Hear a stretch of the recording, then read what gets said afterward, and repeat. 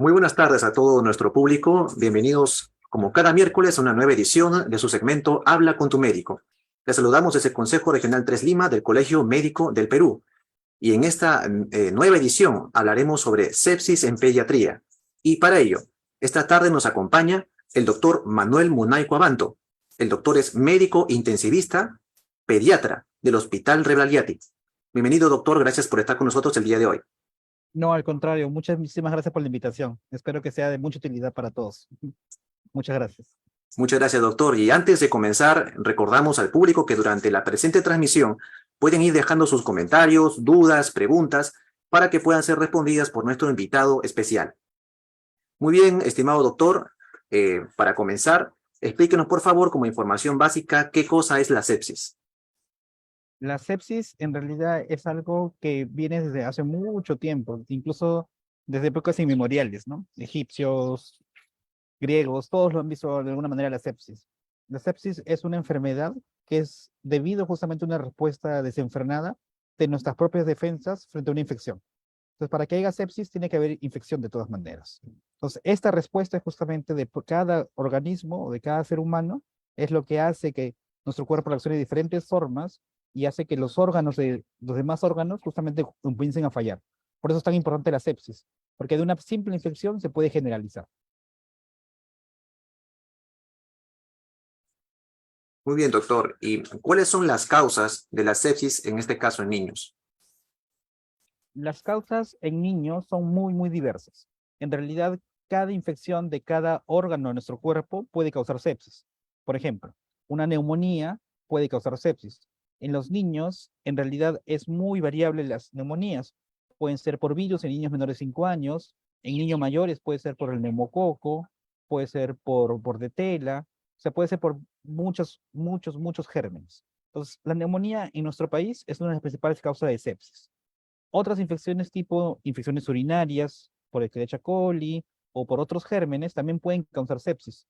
Infecciones como meningitis también pueden causar sepsis. Quizás estas tres infecciones son las más graves y las más importantes. Neumonía, meningitis, infecciones urinarias. Pero en realidad hay otras infecciones que también pueden causar sepsis. Celulitis, infecciones tipo de las articulaciones que son las llamadas artritis, si son por bacterias o por virus. Entonces, estas infecciones, cualquier órgano, pueden generalizarse dar sepsis. Cualquier germen puede dar sepsis. Puede ser un virus, puede ser un hongo, puede ser una bacteria o puede ser un parásito. Lo importante justamente es el diagnóstico a tiempo y ver qué causa, qué lo ocasiona esa sepsis.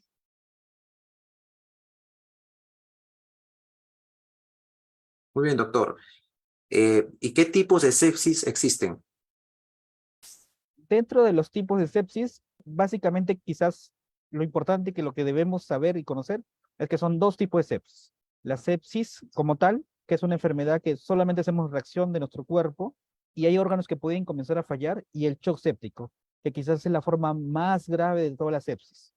Entonces, el shock séptico es cuando ya los órganos y el corazón ya no comienzan a funcionar bien. Recuerden ustedes que el corazón es quien domina todo el sistema. El corazón es quien lleva justamente la sangre de los demás órganos. Si el corazón no funciona adecuadamente, los demás órganos van a comenzar a fallar. Si falla el corazón, los demás órganos fallan, el gran problema va a ser justamente de que los órganos van a comenzar a morir. Y si los demás órganos mueren, nosotros también podemos morir. Entonces el shock séptico se vuelve la forma más grave de la sepsis. Adicionalmente, hay otros tipos de sepsis que se pueden pensar de acuerdo al grupo etario. Está la sepsis neonatal, está la sepsis en pediatría, la sepsis del adulto, la sepsis del anciano incluso. Pero son otros tipos que ya son por los grupos etarios, ¿no? Yo creo que el principal punto aquí es justamente diferenciar entre una sepsis, que es la reacción del cuerpo nada más, y que eso puede generalizarse, y el shock séptico quizás es la parte más grave, que es lo que nos puede llevar incluso a la muerte. Y la muerte, desgraciadamente, es un problema si no se diagnostica a tiempo. Muy bien, doctor. Bueno, recordamos al público que están conectados a la transmisión, que pueden dejar sus comentarios, sus preguntas, para que el doctor pueda responder todas sus inquietudes. Bien, doctor, ¿cuál es la diferencia en todo caso entre una infección y una sepsis? Ya, una infección, por lo general, es una reacción del propio cuerpo localizada. Por ejemplo, tenemos una faringitis y lo que hace es una inflamación de la garganta, que es la faringe, y justamente esa infección localizada es lo que llamamos comúnmente una infección. Eso también puede darse por virus, por bacterias, por hongos. ¿Qué es la sepsis? La sepsis es justamente cuando esta infección, en vez de quedarse en esa única parte, se va hacia todo el cuerpo. Entonces el germen, no solamente es que viaja el germen, sino es que mi propia respuesta de mis propias defensas libera un montón de sustancias a nivel de la sangre y eso hace que mi cuerpo reaccione con todo el cuerpo ante esa infección. Entonces, de lo que comenzó en una faringitis tranquilamente, la faringitis se va extendiendo, puede causar una neumonía, esta neumonía se va extendiendo y causa lo que llamamos la sepsis, justamente porque todo mi cuerpo está reaccionando y después esto termina en una disfunción de todos los órganos del cuerpo, que es lo que llamamos un shock séptico. Entonces, la diferencia de una infección simple justamente es que se queda solamente en un órgano. La sepsis es que compromete varios órganos y es justamente esa respuesta que yo tengo de mi propio cuerpo contra mí mismo. En un intento de yo de defenderme contra las bacterias o los gérmenes, lo que hago justamente es atacar mis propios órganos. Entonces, ese es el mayor problema. Esos intentos de defensa hace que mis demás órganos no funcionen adecuadamente. Entonces, eso es la sepsis, por eso es tan importante.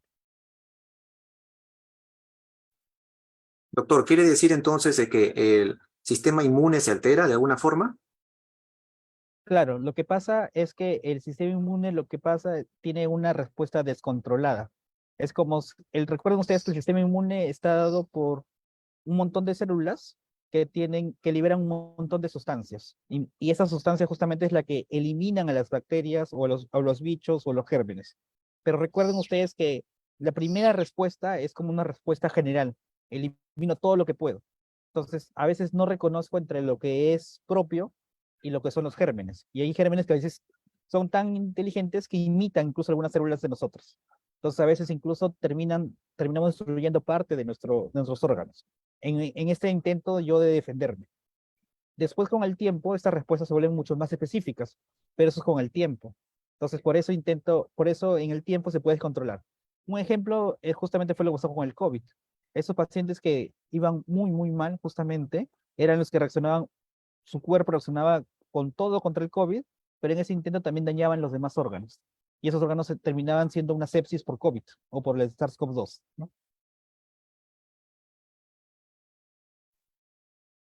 Muy bien, doctor. ¿Cuáles son los signos o síntomas de la sepsis? Los signos y síntomas de la sepsis son muy, muy variados y quizás es eso justamente algo que lo hace un poco complicado poder identificarla, porque son muchas cosas que pueden llamar sepsis. Entonces, la sepsis puede dar justamente los problemas tipo que yo me puedo hinchar, que yo me puedo justamente dejar de orinar, que me puedo tener justamente sueño, puedo comenzar a respirar rápido, puedo comenzar a que mi frecuencia cardíaca o mi pulso empiece a aumentarse, ¿no? Y justamente esos son signos importantes que van a comenzar, que me van a dar las alertas. Eh, los signos y síntomas van a depender también mucho de acuerdo al tamaño del paciente o a la edad del paciente. Por ejemplo, en niños pequeñitos es muy frecuente, por ejemplo, los escalofríos, la fiebre, la respiración rápida. A veces incluso pueden quedarse como pequeñas lesiones en la piel, como cuando nos da sarampión, varicela, nos pueden dar ciertas lesiones. A veces podemos sangrar y tener ciertos hematomas en la piel. Entonces, todo esto va a ir cambiando, ¿no? Va a ir modificándose conforme vamos avanzando en la enfermedad. Pueden ser síntomas tan chiquititos como los que hemos mencionado, hasta síntomas tan graves como que son justamente que nos da una idea de que los órganos no están funcionando bien. Por ejemplo, me puedo poner amarillo justamente porque mi hígado no está funcionando bien y aumento las bilirrubinas, dejo de orinar porque mi riñón no funciona, mi piel se vuelve moteada y se pone negra porque mi respiración no está adecuada y mi corazón no está bombeando bien. Entonces pueden dar mucho. Quizás lo más importante para yo tratar de identificar la sepsis justamente es la fiebre, fiebres muy altas, mi frecuencia cardíaca o mi pulso muy alto y mi respiración quizás un poco también elevada. Entonces, con eso yo debería tratar de identificarlo y tratar de llevarlo rápidamente a donde el médico. Doctor, entonces sería, bueno, en el caso de los niños, el signo de alerta, la fiebre exactamente. La fiebre siempre es un signo de alerta. O sea, No toda fiebre es mala, porque la fiebre en realidad es una respuesta propia del cuerpo. En la fiebre, la idea de hacer fiebre yo hago fiebre justamente en un intento de subir la temperatura de mi sangre y eliminar los virus, las bacterias. Es parte de la defensa. Pero fiebres muy altas quiere decir probablemente de que mi cuerpo está tratando de defenderse y no lo termina de lograrlo. Entonces, si yo tengo fiebres muy altas, llámese más de 39, más de 40, es mejor ser evaluado para descartar que no tengo una sepsis. Porque puede ser que sí, efectivamente, puede ser solamente un resfriado nada más, pero también puede ser que esté comenzando una sepsis. Y si está comenzando una sepsis, es mejor diagnosticarla a tiempo antes que se siga propagando o puede darnos algunos daños adicionales. ¿Quiénes pueden padecer de sepsis? En general, primero, ¿no? Para luego aterrizar en lo que es en los niños. De repente hay un rango de edad o es que la pueden padecer cualquier tipo de edad. En realidad, la sepsis la puede padecer cualquier persona. En realidad, mucho depende de nuestra propia constitución. Hay personas que son más, están más predispuestos a hacer una reacción más severa ante algunas infecciones. Eso en realidad nadie lo sabe, porque en realidad no hay una prueba en la cual nos diga, usted tiene más, probablemente más respuesta a hacer la sepsis, ¿no? En realidad cualquiera lo puede hacer. ¿Quiénes son los más afectados? Por lo general los rangos de edad que son más, los más pequeñitos, los niños menores de 5 años y los más ancianos también. O sea, las personas adultas mayores de 65 años. ¿Por qué? Porque su sistema inmune, los niños pequeñitos, están en pleno desarrollo y crecimiento y los adultos están en pleno debacle justamente porque sus defensas no son iguales como antes, ¿no? Entonces, en esos rangos de edad es más frecuente y más riesgoso también. Pero en realidad, a cualquier edad uno puede hacer sepsis. Muy bien, doctor. ¿Y cómo se diagnostica esta enfermedad a la hora de asistir a un hospital? El diagnóstico, y quizás lo más importante en la sepsis, es la sospecha clínica.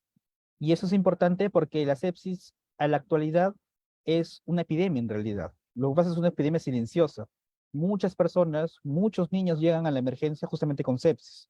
Entonces, algo que es muy importante es diagnosticarla a tiempo para poder darle un tratamiento adecuado. Y el diagnóstico justamente pasa por la familia primero, porque es la familia quien lo lleva al médico para poder detectarlo. Entonces, es importante justamente la sospecha. Entonces, todo niño que tenga fiebre muy alta, por eso le decía más de 39, más de 39, 40 grados, todo niño que, por ejemplo, tiende mucho a dormirse y no es lo habitual, pues por general los niños, o la gran mayoría de niños, son muy intensos, paran saltando, paran corriendo, y de repente ustedes ven a sus niños que están justamente más dormidos, más tranquilos, y no es lo normal porque ustedes, ¿quién mejor lo conoce que la familia o la mamá o el papá? Y dice, mi hijo no está bien, mi hijo le pasa algo. Entonces, esta diferencia justamente en el estado de alerta justamente nos hace sospechar que tenga una infección que se está volviendo más grave. Entonces, la fiebre es muy alta, la respiración rápida, el pulso muy rápido, y justamente esta trastorno de conciencia, que es esta tendencia al sueño, me hace sospechar mucho justamente en que podría ser una sepsis. Entonces, en esos niños o en estos adultos, yo debería llevarlo al médico para poder sospecharlo. Entonces, muy importante la sospecha. De acuerdo, doctor. Y bien, cuando ya tienen diagnosticado que es una sepsis, ¿cuál es el tratamiento que se le brinda a los pacientes? El tratamiento inicial siempre va a ser, si es una sepsis, es manejarlo justamente tratar la infección. ¿Qué quiere decir? Si sospechamos en una infección bacteriana, será justamente darle antibióticos. Si es una infección viral, probablemente el punto ahí importante es monitorizarlo. Entonces es importante. Si el paciente ya está evolucionando a un shock séptico, ahí el tratamiento cambia. Porque el shock séptico, como habíamos mencionado al inicio, justamente es un cuadro mucho más severo, en el cual el riesgo de fallecer es alto. Entonces, en ese punto es importante probablemente ponerle líquidos, que son justamente algunas sustancias que ponemos a los pacientes justamente para que su corazón lata un poco mejor. De ahí es poner algunos medicamentos que se llaman vasoactivos, que nos ayudan justamente a que su corazón se contraiga mejor, que sus vasos tengan mejor presión arterial y para que sus demás órganos funcionen adecuadamente. Y es un monitoreo muy estrecho, que incluso puede llevarlo a que vaya a la unidad de cuidados intensivos pediátricos o la unidad de cuidados intensivos de adultos, por ejemplo. Entonces, en las emergencias, la gran mayoría de emergencias de nuestros hospitales la gran mayoría de médicos están capacitados para justamente detectar esta sepsis o shock séptico. La sepsis, al ser una enfermedad grave, requiere monitoreo y tratamiento. El tratamiento inicial, como les mencionaba, es básicamente el monitoreo, que es importante, y sobre todo ver que no se complique más, ¿no? Los antibióticos, que también son importantes, si requiere antibióticos, porque va a haber infecciones virales que no lo van a requerir, y probablemente hacerle pruebas justamente para ver si es un virus, si es una bacteria, es un hongo o es un parásito, dependiendo de lo que yo busque y tenga el paciente.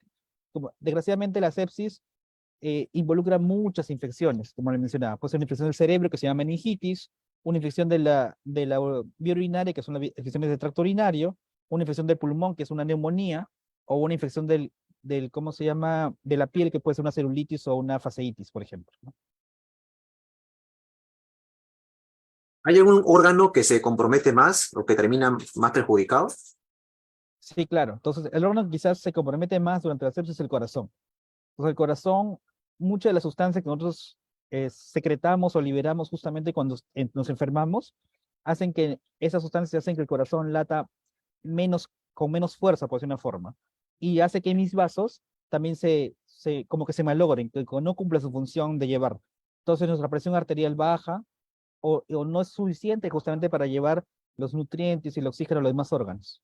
Entonces, el corazón, si se daña, el gran problema es que al dañarse el corazón, lo que va a pasar es que no va a bombear sangre a los demás órganos. Y eso también va a hacer que se dañen los demás órganos. Entonces, por eso nos va a requerir medicamentos que mejoren la contractilidad del corazón, mejoren que se contraiga mejor y para que los vasos justamente tengan una buena presión arterial. Entonces, con eso voy a tratar de justamente restituir otra vez la circulación. El problema es que si esto no lo logro hacer, voy a requerir cada vez más medicamentos, voy a requerir justamente más sustancias para que yo pueda inhibir esto. Ahora, ese tratamiento no es de 1 o 2 días, a veces pueden durar incluso semanas, incluso, para darle el manejo apropiado. Si yo tengo el otro órgano que también se compromete mucho es el pulmón. Y el pulmón justamente en las neumonías a veces requiere incluso, como en la pandemia del COVID que ustedes vieron, justamente requieren un ventilador mecánico para poder ayudarlos a respirar a los pacientes. Entonces, eso justamente va a hacer que mi pulmón no funcione adecuadamente y requiere esa ayuda para respirar. Y eso va a depender cómo evolucione en el tiempo para poder darle solución. En el caso de acá, de nuestro país, eh, bueno, las amas de casa que ven porque tienen síntomas su niño que puede sospechar que puede hacer sepsis, ¿cuánto tiempo tiene de plazo o cuánto puede estimar, ¿no?, para poder llevarlo al hospital? En realidad, no hay un tiempo específico en realidad, ¿no? Entonces, el gran problema es que mientras más demore, probablemente el niño se va a complicar cada vez más. Entonces, si yo, por ejemplo, tengo a mi niño una vez más con los síntomas tipo mi frecuencia cardíaca, mi pulso alto, mi somnolencia o que se tiene muchas ganas de dormir, por ejemplo, y no es así habitualmente, si tengo su respiración rápida, son signos que puede estar complicándose el niño. Entonces yo tengo que llevarlo lo más rápido posible al centro de salud o al hospital, justamente para que me hagan el descarte de sepsis. No hay mejor forma de saber si tiene o no tiene sepsis con la evaluación justamente del médico, porque en realidad son los que están capacitados para poder hacer esta valoración y me van a permitir justamente tratar la enfermedad en ese momento y evitar justamente que se dañe. Desgraciadamente, el demorar mucho para que el paciente se trate va a ser justamente que tengamos más complicaciones y vamos a tener más daños a los órganos. Si bien no hay un tiempo, porque desgraciadamente no sabemos en qué momento se infecta y pasa de una infección común a una sepsis, es importante el monitoreo. Entonces, por ejemplo, si yo tengo un niño con faringitis y está tranquilo, está feliz, está contento, igual tengo que seguir mirándolo. Entonces es importante, por ejemplo, que todas las enfermedades estén monitorizadas y lo vea el pediatra que lo está viendo normalmente, ¿no? Que es quien mejor conoce a los pacientes y al niño, ¿no?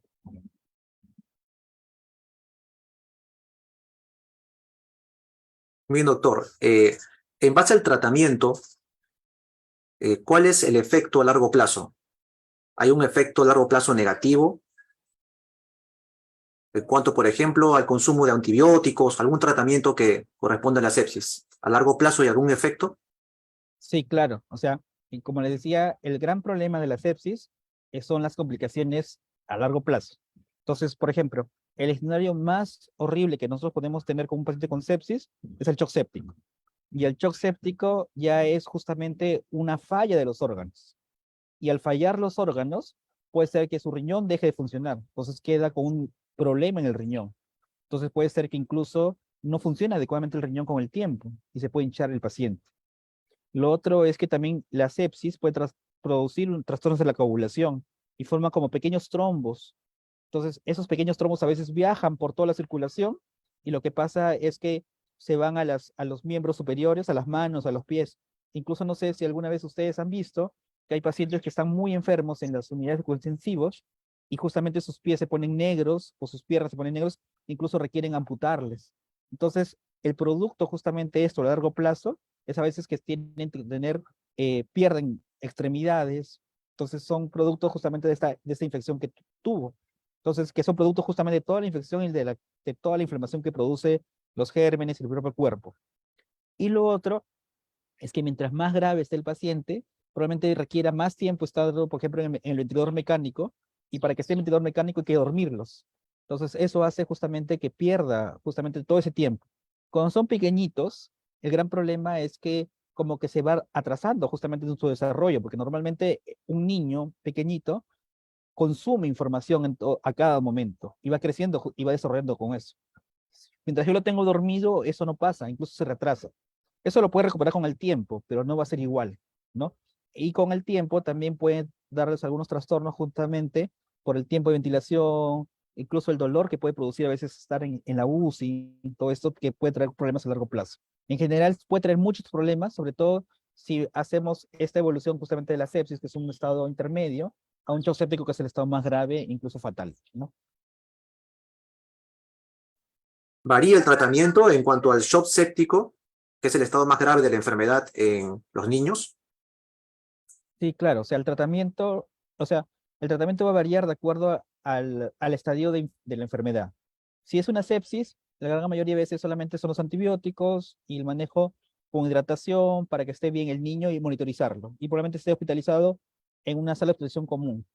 Cuando ya es un shock séptico, el manejo cambia abruptamente porque requiere justamente medicamentos para el corazón, medicamentos para la presión, medicamentos para suplir otros órganos, puede llegar incluso a diálisis para suplir la función del riñón, puede llegar incluso a trasplantes porque los demás órganos pueden fallar y requerir justamente medicamentos para que se contraiga más el corazón. Entonces, eso va a producir justamente cierto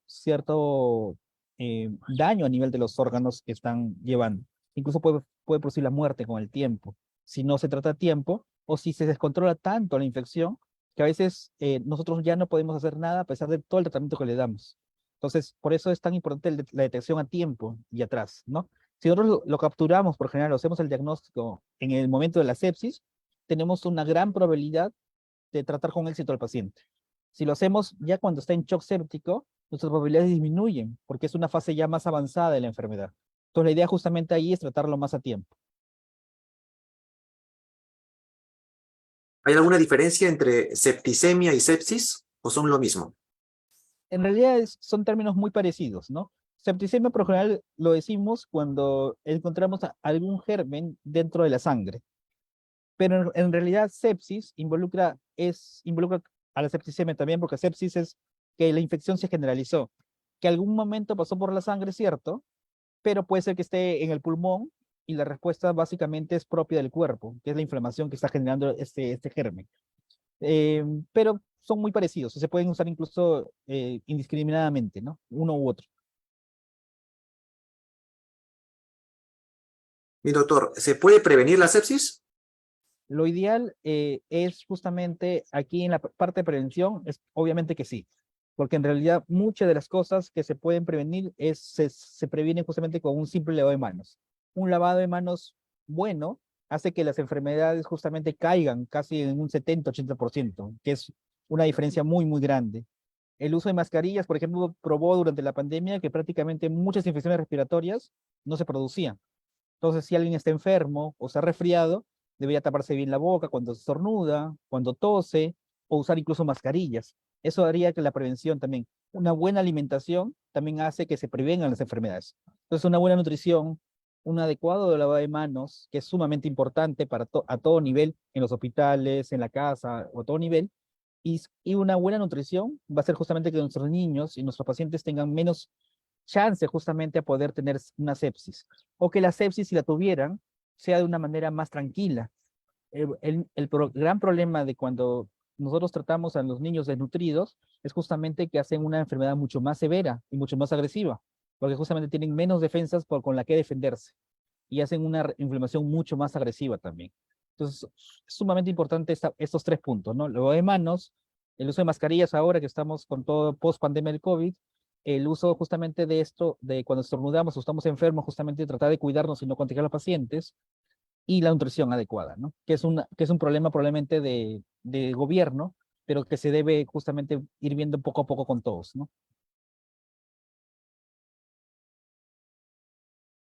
Doctor, ¿y qué es lo que no se debería hacer o lo que se debería evitar cuando un niño tiene síntomas relacionados a la sepsis? Quizás lo más importante es justamente no minimizarlo, ¿no? Lo peor que nos puede pasar es que sea un shock séptico o una sepsis y nosotros no le dimos la importancia. No, es un simple resfriado, es una simple fibrecita que ya va a pasar. Entonces, eso justamente nos hace que tengamos menos posibilidad de tratarlo. Entonces, nosotros deberíamos llevarlo al médico o llevarlo a que lo evalúen al paciente, justamente para poder darle el diagnóstico apropiado. Si solamente es una faringitis, si solamente es una fiebre, perfecto, o sea, puede serlo, pero al menos tenemos la seguridad de que el paciente está yendo bien, ¿no? Entonces, lo que debemos tratar de evitar justamente es minimizarlo. Y lo otro, y algo sumamente importante, es que debemos pensar en sepsis. Entonces, si pensamos que es una sepsis, que es lo peor que nos podría pasar en una infección, justamente vamos a tratar de evitarlo. Y eso es sumamente importante. Perfecto, doctor. Bueno, sería una recomendación final de parte de usted a todo el público para que estén más informados de esta enfermedad, que de hecho ya han tenido mucho conocimiento con esta transmisión, pero su recomendación final, doctor, para todas las personas. Sí, quizás una vez más, el punto importante para el diagnóstico de sepsis es sumamente importante sospecharla. Entonces, y la sospecha pasa justamente por todos, no solamente de la parte médica, sino de la parte de la familia, de la parte de las personas comunes que no saben nada de medicina, pero que están al costado de los niños. Entonces, si yo tengo, por ejemplo, a mi niño que tiene frecuencia respiratoria rápida, o sea, que está agitado, o tiene mi pulso muy rápido, o se está durmiendo, o sencillamente siento que no está bien porque no lo veo como usualmente, yo debería acudir a un centro de salud o al médico o a su pediatra habitual justamente para diagnosticar que no tenga sepsis.